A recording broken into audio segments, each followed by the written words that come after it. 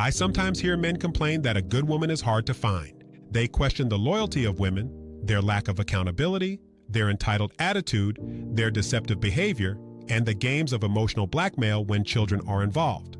Not to mention how many women appear to be gold diggers looking for a man who can sponsor a lavish lifestyle so they can enjoy what they call their soft girl era.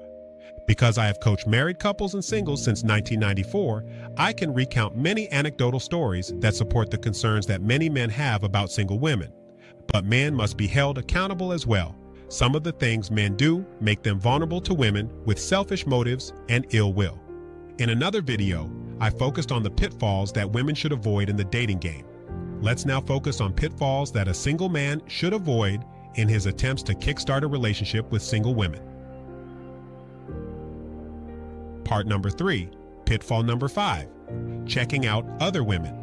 It is not uncommon for men to notice beautiful women, but some guys can't seem to take their eyes off of the attractive women they see. So let me issue a word of caution. When you're on a date with a woman, don't stare at other women. Checking out other women shows disrespect and a lack of consideration for the woman that you're escorting. Instead, focus on your date and try to make her feel like she is the only woman in the world who can get your attention. Pitfall number 6, sexual manipulation. If you meet a woman who is committed to sexual abstinence, you should respect her commitment, especially if you want her to be your wife. Don't try to get her into bed by saying things like, "If you love me, you will have sex with me." God is love, and he understands if we want to express our love for one another. Or, "We're going to get married anyway, so why can't we have sex?" If you respect a woman's commitment to abstinence, you will garner her trust and convey the message that you want more out of the relationship than casual sex. Furthermore, you should always remember that when it comes to sex, no always means no. Pitfall 7, letting fear take control. When meeting an attractive woman, sometimes a man might become so paralyzed with fear that he may stutter and stammer while seeking the right words to say. This kind of fear may occur because the man lacks confidence in his social skills, or feels he lacks the money, education, or physical appearance he needs to win the affections of the woman he likes. But regardless of what triggers his fear, it paralyzes him and reduces him to being a social misfit, at least momentarily.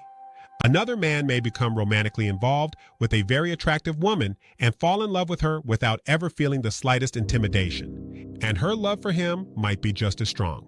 Despite their mutual love, he might become paralyzed by fear the moment the subject of marriage is introduced. If he allows his fear to control him, he may sabotage the relationship and break up with the woman, even though he loves her. Maybe he fears the emotional or financial commitment that accompanies marriage, or perhaps his anxiety stems from the social changes that marriage requires. Whatever the case may be, if you are ever faced with this kind of anxiety, you should never let unexplored fears dictate the future of your relationship. Instead, you should discuss your fears with someone who can help you sort through them. A premarital counselor may be helpful in this situation because they may have a program designed to address important issues that all couples should discuss prior to getting married. Premarital counseling can offer an atmosphere of calm, objective reasoning to help you and your partner contemplate and prepare for your future together. This was a Marriage Success Moment presented by Dr. David Stevens.